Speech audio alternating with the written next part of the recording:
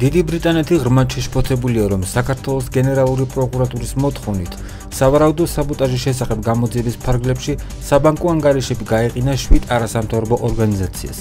გვაშფოთებს ის ფაქტი, რომ ეს შესაძლოა იყოს მათი მხრიდან არა რაიმე უკანონო ქმედებაზე რეაგირება, არამედ პოლიტიკურად მოტივირებული გადაწყვეტილება, რომლის მიზანია აღნიშნული არასამთავრობო ორგანიზაციების გაჩუმება.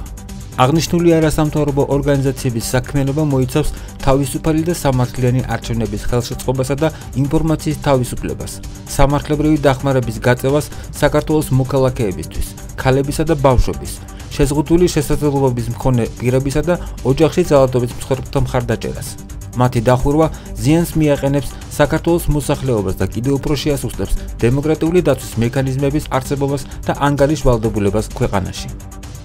ასევე გვინდა აღნიშნოთ ევროპის საბჭოს არასამთავრობო ორგანიზაციების სამართლის ექსპერტთა საბჭოს ბოლო მოსაზრება, სადაც ნათქვამია, რომ ბოლო პერიოდში არასამთავრობო სექტორის შესახებ მიღებული კანონის განხორციელება მძიმე და გაუმართლებელ ზიანს მიაყენებს საქართველოს სამოქალაქო საზოგადოებას და წინააღმდეგობაშია იმ მრავალ ვალდებულებასთან, რომელიც საქართველოს, როგორც ევროპის საბჭოს წევრმა სახელმწიფომ მიკისრა.